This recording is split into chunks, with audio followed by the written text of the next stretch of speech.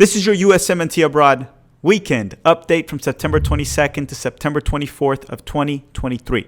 Hi, I'm Filippo, and welcome to Tactical Manager TV, and welcome to the US Men's National Team Abroad series, where every single Monday we update you on how the Yanks did abroad over the weekend. Now, I don't have much more to say for the intro besides to kindly request for you to hit the like button to try to hit 1,000 likes in this video.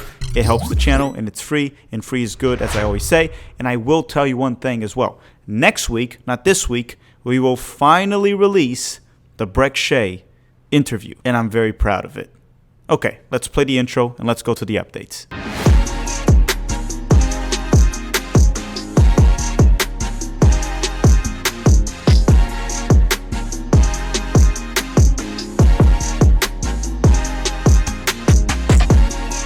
Okay, let's start with the top leagues in Europe. And the first one will be the English Premier League. So the first player we're going to talk about is Matt Turner from Nottingham Forest. On Saturday, Matt Turner started and went the full 90 minutes for Nottingham Forest during their 2-0 loss to Manchester City. You see, conceding just 2 goals to Man City ain't bad. I also didn't really think both goals were his fault, and of course, Rodri getting a red card did help Nottingham Forest, and Manchester City was a bit more worried about holding the 2-0 lead rather than getting a 5-0 win. Still, only conceding 2 goals to Man City is good, and I guess for certain teams, only conceding 2 goals is just good in general, because the next team we're going to talk about conceded a lot of goals. They were leaking goals left and right. It was embarrassing. So the player we're going to talk about now is Austin Trusty from Sheffield United, and they had a rough weekend. On Sunday, Trusty stayed on the bench the full 90 minutes for Sheffield, and to be honest, he probably dodged the bullet right there because they lost 8-0 to Newcastle. Yes, 8-0 with 8 different goal scorers, which is quite impressive. The good thing here is maybe this abysmal performance will get some starters to get benched, and maybe Austin Trusty will get an opportunity and start to get minutes, but it's hard to say, right? We don't know. What I will say is the teams at the bottom of the Premier League this season, the ones that got promoted, they're very weak. Luton Town, Burnley, Sheffield. I think Burnley might be able to escape relegation, but Sheffield United and Luton Town, it's almost certain at this point, even though it's super early in the season, that they're going down. Okay. The next one will be A-Rob and Tim Ream from Fulham. On Saturday, Ream and Robinson both started and played the full 90 minutes for Fulham during their 0-0 draw with Crystal Palace in the English Premier League. I didn't watch this match specifically. There were too many games going on at the same time on Saturday, but they got a clean sheet, so that's a positive, especially because they're defenders. And A-Rob was being highly praised online by Americans and Fulham fans, so it looks like Ream and Robinson had a good game, especially A-Rob. As for Chris Richards in this match, he stayed on the bench the full 90 minutes for Crystal Palace because Marc Guéhi was back. Quick update on Tyler Adams. He's still injured, but it looks like he will be back in 2 to 3 weeks, which means he probably won't be with the US Men's National Team in October, but if he's obviously recovered by then, he will be in November. So he should be back early October with Bournemouth in the English Premier League. Last but not least in England, or at least in the Premier League, we got Luca Koleosho from Burnley. On Saturday, Koleosho started and played 73 minutes for Burnley during their 1-0 loss to Manchester United. He's looking more and more comfortable in the English Premier League. He has good dribbling ability. He isn't afraid to take defenders on one-on-one situations.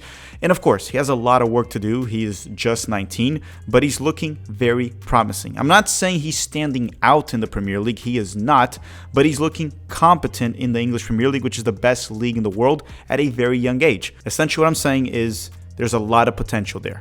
But we're going to be competing with Canada and Italy for this triple or quadruple or dual national, whatever you want to call it. He has a lot of countries that he can play for, and they're all interested. And at the moment, he is provisionally cap-tied to Italy. Okay, we're done with England. Now let's head to the land of the spaghetti merchants, and that is Italy, and talk about the Italian Serie A. We'll start with the boys from Milan, Christian Pulisic and Yunus Musa. On Saturday, Christian Pulisic and Yunus Musa both started for the first time together since joining Milan. Pulisic played 80 minutes while Yunus Musa went the full 90 during their 1-0 win over Verona. So let's start by talking quickly about Yunus Musa, then I'll dive into Christian Pulisic. So Yunus Musa was actually very good defensively in this match. He played mostly out wide as a right wing back or right midfielder, whatever you want to call it.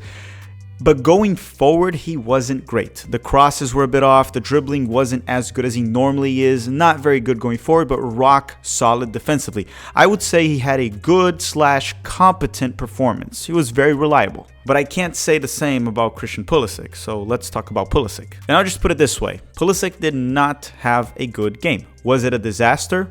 No, it was actually far from being a disaster, but it was pretty much bang average at best. He is our best player, and I hold him to a high standard, and it was simply not good enough. And sure, he was involved in the first goal in one way, shape, or form, even though it's a tiny percentage in my opinion, because we can talk about that. He had a good moment pressing where the ball landed to Giroud and Giroud passed it to Rafael Leão, and he had to run 40 yards with 2 defenders on him to finish and score. So again, credit to Pulisic for pressing, but it was just a normal play for him. If Leão doesn't make that impressive run, that world-class run, no one would have been talking about that hustle. Those moments help a lot in the game, and they're needed, and he deserves praise for that. It's just not really something you hype.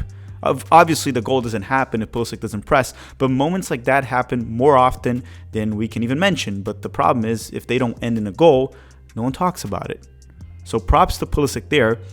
But again, I hold him to a higher standard. I like to see what he can do on the ball because we know he's good on the ball rather than just pressing, which again, Brendan Aronson, Paul Riola, they can do that. See it this way so I can justify my point. Pulisic is currently our best player, once again, in my opinion.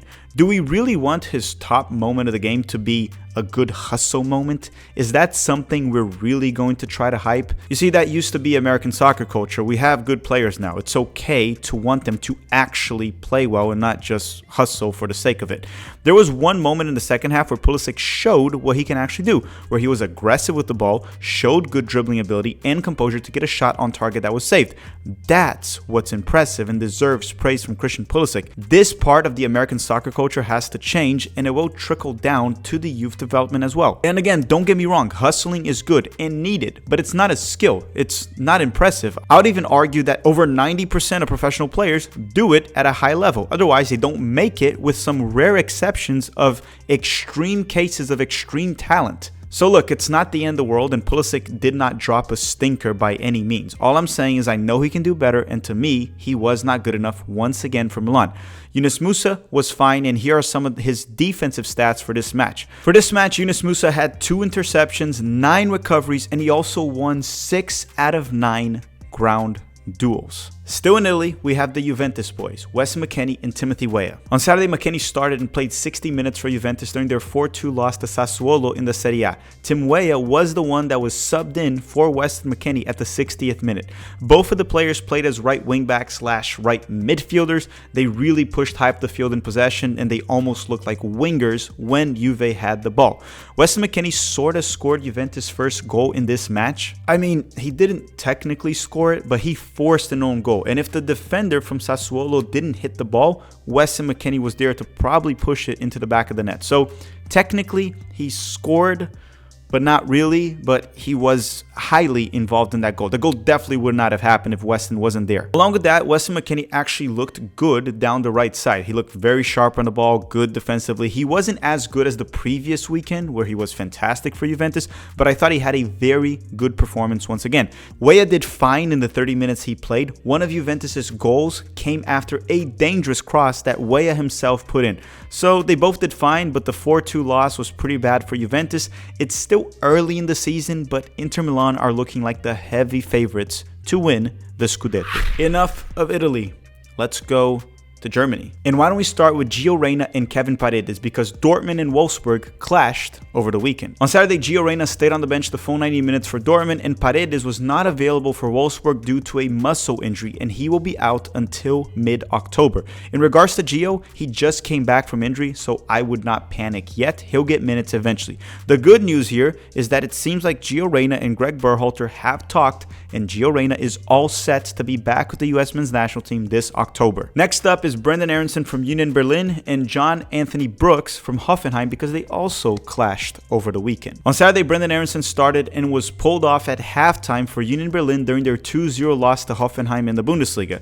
Brenden Aaronson's season so far has been very disappointing. Lucky for him, it's still early and he has time to bounce back. As for John Brooks, he started and went the full 90 minutes for Hoffenheim, helping them hold a clean sheet against Union Berlin and get the 3 points. Again, whether or not you rate John Brooks, the point I want to make is I think a center back that is playing well in the Bundesliga deserves a look for the US men's national team. In my opinion, the same way Berhalter claims he will talk to Gio and claims that he has talked to Gio, apparently now it's official, maybe he should go talk to John Brooks and see if he can work things out there as well. That's just my opinion. I think they should talk and try to work things out. And if Brooks sucks for the national team, don't call him up. But I think he deserves a look. Now, on a side note, I want to quickly talk about an American manager or coach in the Bundesliga, the one from Hoffenheim, Pellegrino Matarazzo. Pellegrino Matarazzo is doing an amazing job at Hoffenheim as their manager. He took over last season and helped them escape relegation. Now this season, he's off to a hot start with 4 wins and 1 loss in the first 5 games. He might actually be the most qualified American head coach these days with the most success in Europe, at least right now.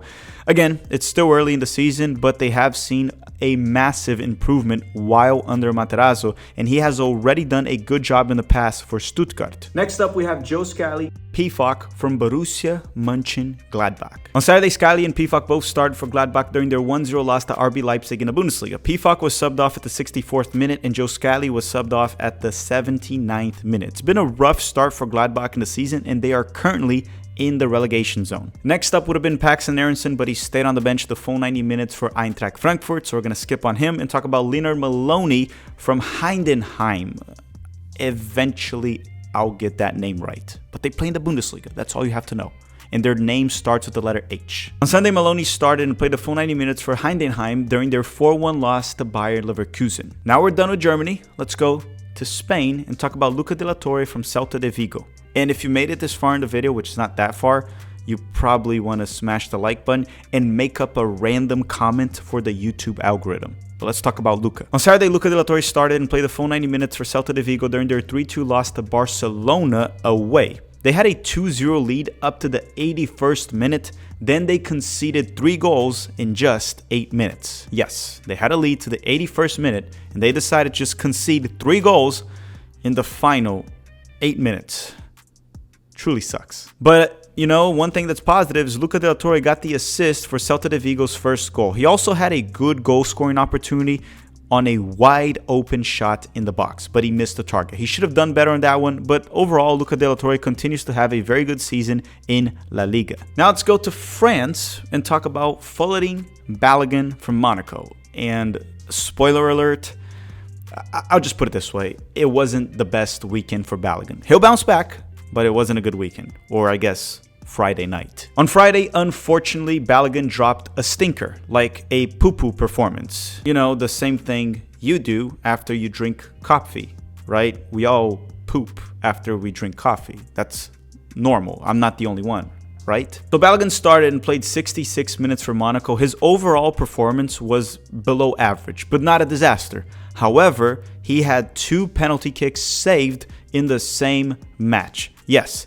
he wasted 2 penalty kicks on top of a below average performance. So the overall performance was a bit of a disaster. When you take into account that they also lost 1-0 with a late goal, it was a disaster. And here's the thing, there's no reason to overreact. It was bad, really bad, but he is young and a very good player, our best 9, very talented. He will bounce back. I am 100% certain. Okay, we're done with the top 5 leagues. Now let's go to the Netherlands and talk about PSV in the Eredivisie that has Malik Tillman, Ricardo Pepi, and Serginho Dest. On Saturday, Dest started and played 84 minutes for PSV during their 4-0 win over Almere in the Eredivisie. So let's go by parts here. First, I want to congratulate Chucky Lozano for scoring. Hey, credit where it's due. I made fun of him last week, but this week he scored on open play.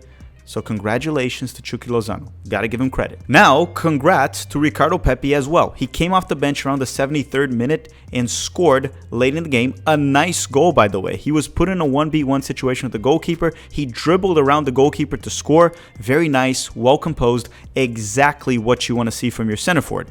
Now, Malik Tillman was not with the team this weekend, and the PSV coach said he was not selected as punishment for oversleeping. Yes, he overslept. But listen, the guy's 21, and when I was in college, I overslept a few times as well, so it's understandable. It's a really bad look, but again, it's not the end of the world. He'll be all right. And who am I to judge him? Actually, I'm judging the living crap out of him, but you get the point. He'll be all right.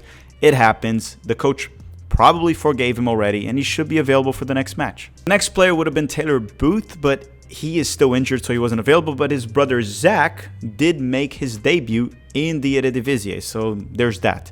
Lastly, in the Netherlands, we have Jordi Mihailovic from AZ Alkmaar. On Sunday, Mihailovic did not play again. He stayed on the bench the full 90 minutes. And Mihailovic is slowly becoming one of those players that killed it in MLS but could not cut it in Europe. So far, maybe he gets a loan and gets it going, but it has not been good for him at AZ Alkmaar so far. And this season, where he got a full preseason, he has only played 35 minutes so far in the Dutch League, while being available for 5 matches. So let's go quickly to the United Kingdom, to the UK, to talk about the English second division in Scotland.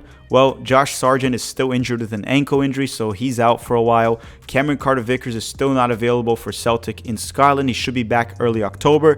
And Haji Wright, he is healthy, and he is going to play this Monday. So if he started, he scored, you can drop a comment because we record this on Sunday. So that's the update in the United Kingdom. And obviously there's Daryl DK, but he's still recovering from an Achilles injury. So let's go to Belgium. And why don't we start with Gaga Slonina from Eupen. On Sunday, Gaga Slonina started and played the full 90 minutes for Eupen during their 2-1 loss to Ghent. Next up is Mark McKenzie, and on Sunday, McKenzie was not available for Genk. There's Ghent and Genk in Belgium, and he plays for Genk. I hate the fact that they have two teams that pretty much have the same name. But anyhow, McKenzie was not available for Genk due to a toe injury. It's not clear for how long he'll be out for. However, he did play over the midweek and even scored in the Conference League against Fiorentina. As for Sam Vines from Antwerp, he was injured and not available. Lastly, in Belgium, you have Brian Reynolds from Westerlo, and on Friday, Reynolds started and played the full 90 minutes for Westerlo during their 0-0 draw with Standard Liège. Marlon Fossey started for Standard Liège and played 79 minutes. The last update I have for you in this video is Johnny Cardoso. He is back from injury for Internacional, but not playing yet. They have a game over the midweek, the Copa Libertadores semifinals. He's expected to be available. He's training, but they played over the midweek this past week, and he didn't play, didn't even make the bench. So he's close to returning, but we haven't seen him on the field yet. All right, everyone, thank you very much for watching. Don't forget to drop a like before you go and a random comment to help the YouTube algorithm. And I guess that's all. And stay tuned. We're going to do a roster prediction this video, probably an Inter Miami live watch along. And on the other week, we have the roster release and the moment you all have been waiting for, the Breck Shea interview. That will be broken down into 2 parts. All right. Thank you very much for watching and have a great day.